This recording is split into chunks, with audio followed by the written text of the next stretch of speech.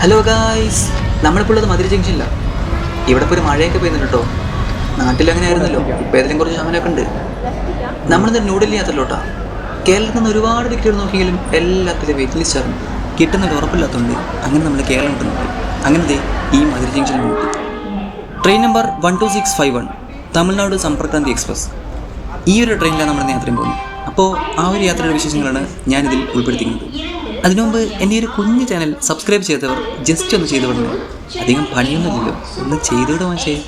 അപ്പോൾ നമുക്കേതായാലും വീഡിയോയിലോട്ട് പോകാം.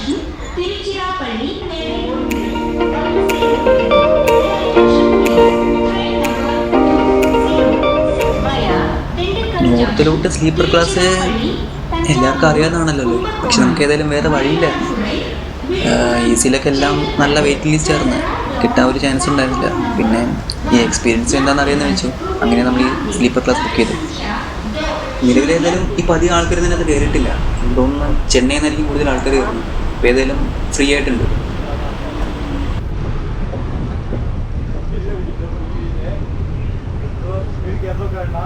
അങ്ങനെ ഏതായാലും നമ്മൾ ട്രെയിൻ സ്റ്റാർട്ട് ചെയ്തിട്ടുണ്ട്. അപ്പോൾ ഇനി കൂടുതൽ വിശേഷങ്ങളൊന്നുമില്ല, എല്ലാം കാലത്ത് നോക്കാം.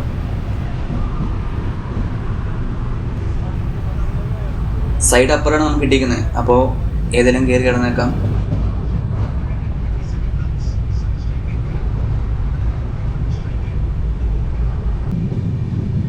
അങ്ങനെ നമ്മുടെ യാത്രയുടെ ആദ്യത്തെ പകരെത്തിക്കുന്നത്. നമ്മളിപ്പോൾ ഏകദേശം ചെന്നൈയുടെ അടുത്തെത്തിയിട്ടുണ്ട്. യാത്രയുടെ ക്ഷീണം കൊണ്ടാണ് തോന്നുന്നു. ഇന്നലെ ഞാൻ കയറി കിടന്ന് മാത്രമേ ഓർക്കുന്നുള്ളൂ. പെട്ടെന്ന് ഉറങ്ങിപ്പോയി. പിന്നെ അതേ പെണീറ്റ്. അങ്ങനെ ഏതെങ്കിലും ഇപ്പം നമ്മൾ ചെന്നൈ സ്റ്റേഷൻ എത്തിയിട്ടുണ്ട്. 8:25 ടൈം. ഇപ്പോൾ സമയം 8:23. ഏകദേശം 2 മിനിറ്റ് നേരത്തെ എത്തിയിട്ടുണ്ട്. അറിയില്ല ഇനിയുള്ള അവസ്ഥ എന്താണെന്ന്. പക്ഷേ ഇപ്പോൾ ഏതായാലും ട്രെയിൻ കൃത്യസമയത്ത് ഓടുന്നുണ്ട്. ഇനി ഒരു ട്രെയിനിൻ്റെ അടുത്ത സ്റ്റേഷൻ വരുന്നത് ഏകദേശം 3:40 വിജയവാഡയിലാണ്. അപ്പം അത് വേറെ പണിയൊന്നും ഇല്ലാത്തതുകൊണ്ട് എന്തെങ്കിലുമൊക്കെ വാങ്ങി നമുക്കങ്ങ് കയറിയിരിക്കാം. ചെന്നൈയിൽ മെയിനായിട്ടും 2 സ്റ്റേഷൻസ് ഉള്ളത്. ഒന്ന് ചെന്നൈ സെൻട്രൽ, പിന്നെ ചെന്നൈ എഗ്മോർ.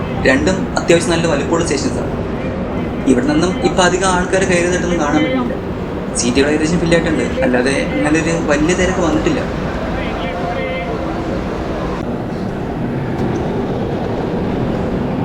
നമ്മളേതായാലും ചെന്നൈ എഗ്മോർ സ്റ്റേഷൻ വിടുകയാണ്. ഇനിയിപ്പം അധികം സ്റ്റേഷൻസ് ഒന്നും ഇല്ല. ഏകദേശം 3:40 വരെ ഈ ട്രെയിൻ ഒഫീഷ്യൽ സ്റ്റേഷൻസ് ഇല്ല. പക്ഷേ അറിയില്ല, ചിലപ്പോൾ ഹോൾഡ് ആയിട്ട് എവിടെയെങ്കിലും നിർത്തിയായിരിക്കും എന്ന് കരുതുന്നു. ഏതായാലും നമുക്ക് നോക്കാം.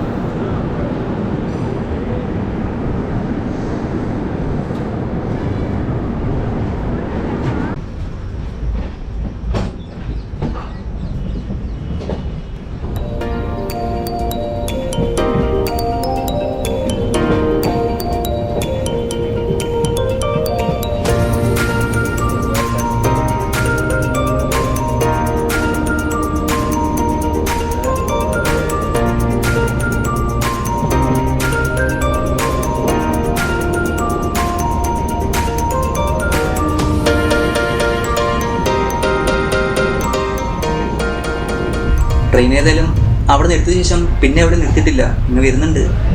അതിനിടയ്ക്ക് ഞാൻ കണ്ടൊരു കാഴ്ചയാണ് ഈ കാണുന്നത്. ഇതൊരു നദിയാണെന്ന് തോന്നുന്നു കാണുമ്പോൾ. പക്ഷേ ഇതിനകത്ത് വെള്ളം കയറിയിട്ട് എത്ര കാലം എന്ന് സത്യമായിട്ട് അറിയുന്നില്ല. അത്രയും വരണ്ടങ്ങ് നിങ്ങൾക്ക് കാണാൻ പറ്റുന്നുണ്ടല്ലോ അല്ലേ ഞാൻ പറയുന്നതിനേക്കാളും. ഒരു ഗ്രൗണ്ടായിട്ട് ഉപയോഗിക്കാൻ പറ്റുന്ന രീതിക്ക് അപ്പോൾ കിടക്കുന്നു.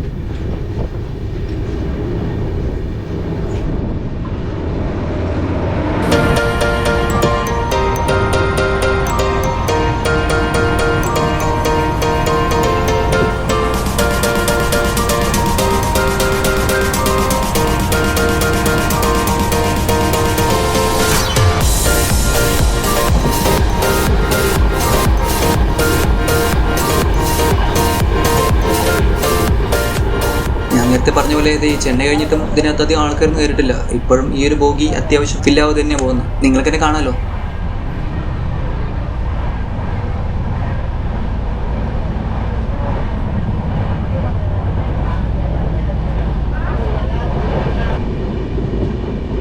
അങ്ങനെ എല്ലാം നല്ല രീതിക്ക് പോകരുന്നു. അപ്പോഴുണ്ട് ഇതാ ഇതിനകത്ത് ട്രെയിൻ ഇപ്പം ഡൈവേർട്ട് ഇരുന്ന് കാണിക്കുന്നു. ഏകദേശം ചെന്നൈ എഗ്മോറിന്ന് ഭോപ്പാൽ ജംഗ്ഷൻ വരെയുള്ള ആ ഒരു ഭാഗത്തോട്ടാണ് ട്രെയിൻ ഡൈവേർട്ട് ചെയ്തെന്ന് കാണിക്കുന്നത്. ഇത്ര നേരം കൃത്യ ടൈം ഓടുന്നുണ്ട്, പക്ഷേ അത് ഇത്ര വലിയ പ്രശ്നമാണെന്ന് ഇനി കണ്ടതിന് അറിയണം. നമുക്ക് നോക്കാം ഏതായാലും.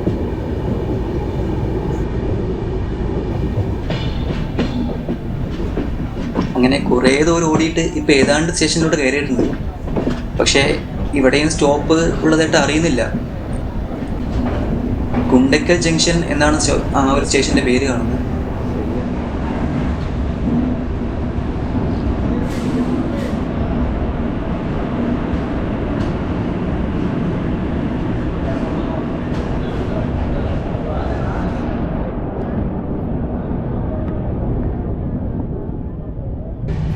അതെ, അവിടെ ട്രെയിൻ ഏതെങ്കിലും സ്റ്റോപ്പ് ചെയ്തില്ല, ജസ്റ്റ് ഒന്ന് സ്ലോ ഡൗൺ ചെയ്ത് പിന്നെ അങ്ങ് വീണ്ടും മുമ്പോട്ട് വരും. ഇവിടെയൊക്കെ നല്ല വരൾച്ച കേട്ടോ. വെള്ളം ഒട്ടും കാണാൻ പറ്റുന്നില്ല. നമുക്ക് കണ്ണെത്താ ദൂരത്ത് വെള്ളം എവിടെയും കാണാൻ പറ്റുന്നില്ല. അത്യാവശ്യം ചൂടുമായിട്ടുണ്ട്. സ്ലീപ്പർ ക്ലാസ്സിൻ്റെതായ ബുദ്ധിമുട്ടുകൾ ചെറുതായിട്ട് തുടങ്ങിയിട്ടുണ്ട്.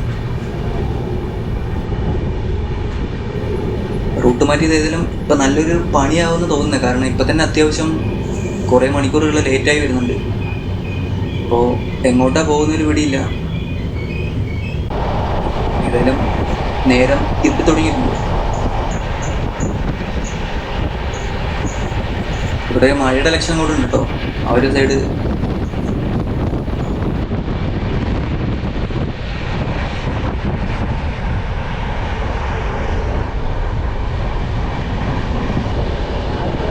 അങ്ങനെ കഷ്ടപ്പാടേറിയൊരു പകരം നമ്മൾ ഏതെങ്കിലും തീർത്തിട്ടുണ്ട്.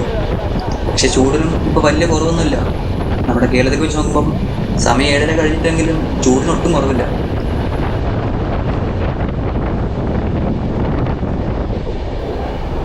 ഇപ്പം ഏതായാലും ആശ്വാസം എന്ന് പറയുന്നത് ട്രെയിനകത്ത് ഇപ്പോഴും അധികം ആൾക്കാർ കയറിയിട്ടില്ല. ചിലപ്പോൾ ഡൈവേർട്ട് ചെയ്തുകൊണ്ടാവാം, എന്നാലും അത്യാവശ്യം ഫില്ലാവാതെയാണ് ഇപ്പോഴും ഓടിക്കൊണ്ടിരിക്കുന്നത്. അതിനിടയ്ക്ക് നമുക്ക് 2 കൂട്ടുകാരെയും കിട്ടിയിട്ടുണ്ട്. ഒന്ന് ജയ്പൂരിൽ നിന്നുള്ള രാഹുൽ, പിന്നെ ജാർഖണ്ഡിൽ നിന്ന് ഒരു പാർട്ടി.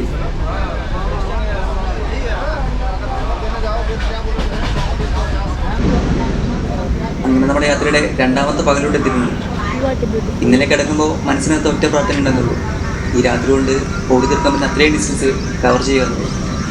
പക്ഷെ നമ്മൾ ഡിസ്റ്റൻസ് ഒക്കെ കവർ ചെയ്തിട്ടുണ്ട്. എങ്കിലും പോയ ഡയറക്ഷൻ ഇപ്പോൾ നമ്മൾ ഏകദേശം മുംബൈയുടെ ഭാഗത്ത് നിൽക്കുന്നത്. നമ്മൾ ചെന്നൈയിൽ നിന്ന് ഭോപ്പാലിലോട്ട് പോകേണ്ടിട്ട് ഒരു ട്രെയിനാണ്. ഇതെങ്ങനെയാണ് മുംബൈയുടെ ഭാഗത്തോട്ട് ഡൈവേർട്ട് ചെയ്തതെന്ന് എനിക്ക് അറിയുന്നില്ല. നിങ്ങളിപ്പോൾ നോക്കി ഈ മാപ്പ് കണ്ടാൽ അറിയാം. നമ്മൾ ചെന്നൈയിൽ നിന്ന് സ്റ്റാർട്ട് ചെയ്തതാണ് ഡൽഹിയിലോട്ട്. നമ്മളിപ്പോൾ എത്തി നിൽക്കുന്ന ഏകദേശം മുംബൈയുടെ ഒരു ഭാഗത്തോട്ടാണ്. ഇതെന്തുകൊണ്ടാണ് അത് ഇങ്ങനെ ഡൈവേർട്ട് ചെയ്തെന്ന് എനിക്ക് അറിയുന്നില്ല. ഓരോത്തേനെ ഇതൊരു സൂപ്പർ ഫാസ്റ്റ് ട്രെയിനാണ്, പക്ഷേ എല്ലാ ട്രെയിനും അങ്ങ് വിട്ടുകൊടുക്കുക. ഇതിൻ്റെ പ്രയോറിറ്റി ചിലപ്പം ഡൈവേർട്ട് ചെയ്തുകൊണ്ട് കുറഞ്ഞതാണെന്ന് എനിക്കറിയില്ല. എങ്കിലും പലവടെയും നിർത്തിയിടുന്നത് 1 മണിക്കൂർ 1.5 മണിക്കൂറൊക്കെയാണ്. ഇതിപ്പം വന്നിട്ട് ഏകദേശം 1.5 മണിക്കൂറോളം ഇവിടെ നിൽക്കാൻ തുടങ്ങിയിട്ട്. അത് ഈ ഒരു വരുന്ന ട്രെയിൻ വേണ്ടിയിട്ടാണ്. എനിക്കറിയില്ല എന്തുകൊണ്ടെന്ന്. ഞാൻ ശ്രദ്ധിച്ചൊരു വേറെ കാര്യം, ഇവിടെ വരുന്ന ട്രെയിനുകൾ അത്രയും ഫില്ലാവുന്നില്ല കേട്ടോ. ചിലപ്പം ഈ റൂട്ട് ഇങ്ങനെ ആയതുകൊണ്ടായിരിക്കാം. ഇതിപ്പോൾ നിങ്ങൾ ഈ ഒരു ട്രെയിൻ നോക്കിയാൽ അറിയാം, അധികം അത്രയും നമ്മൾ പ്രതീക്ഷിച്ചൊരു നോർത്ത് ഇന്ത്യൻ എക്സ്പീരിയൻസ് അല്ലേ ഈ ട്രെയിൻ എടുത്ത് കിട്ടുന്നത്.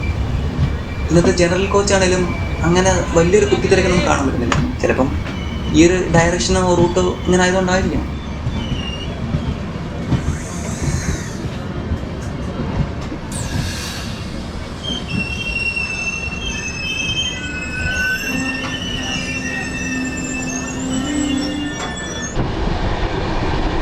അങ്ങനെ നീണ്ട 1 മണിക്കൂർ 40 മിനിറ്റ് ബ്രേക്കിന് ശേഷം നമ്മളിപ്പത്തി വീണ്ടും യാത്ര തുടങ്ങിയിട്ടുണ്ട്.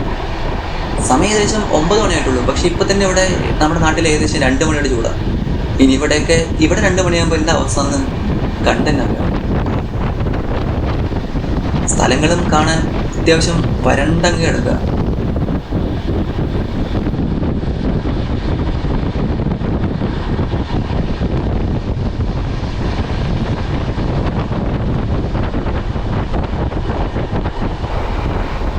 അങ്ങനെ നമ്മൾ കുറേ ഓടി ഇപ്പോൾ മധ്യപ്രദേശിലോട്ട് കിടന്നിട്ടുണ്ട്. ഇവിടെ വന്നപ്പോൾ കണ്ടൊരു കാഴ്ച എന്ന് പറയുന്നത് ഈ ഒരു പച്ചപ്പാണ്. ഞാൻ പറയുന്നത് നിങ്ങൾക്ക് എത്രത്തോളം മനസ്സിലാവുമെന്ന് എനിക്കറിയില്ല. പക്ഷെ എത്രയും നേരം കണ്ട ആ ഒരു വരൾച്ചയ്ക്ക് ശേഷം ഇപ്പോൾ ഈ കാണുന്നൊരു പച്ചപ്പുണ്ടല്ലോ, അത് തരുന്നൊരു സുഖം അത് പറഞ്ഞറിയിക്കാൻ പറ്റത്തുള്ളൂ.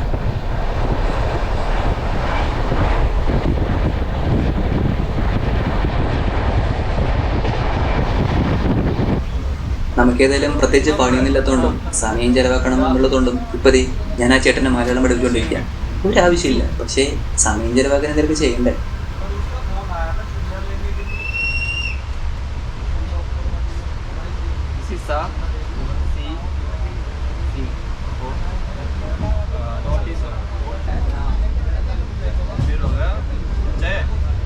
പക്ഷെ അതുകൊണ്ട് നമ്മൾ നിർത്തിയില്ല. ആ ചേട്ടനെ ഒന്ന് മാർവാരി രംഗങ്ങളിൽ ഞാൻ ഇങ്ങോട്ട് പഠിച്ചു.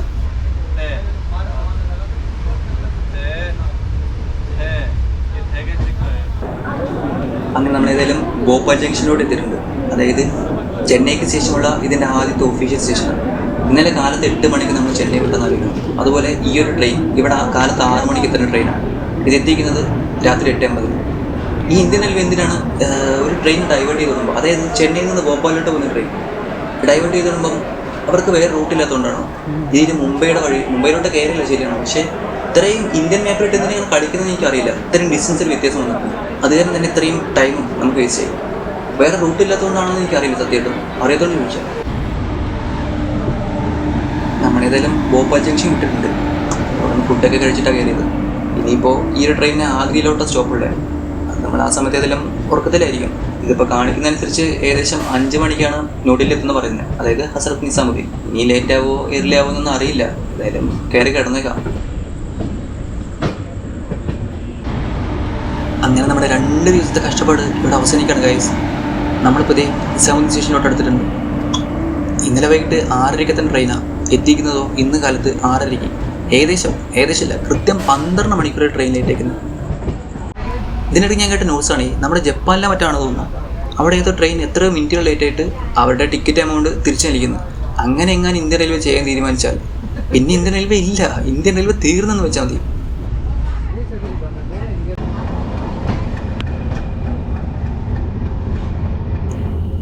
നമ്മളേതായാലും ബാഗെല്ലാം പാക്ക് ചെയ്തിട്ടുണ്ട്.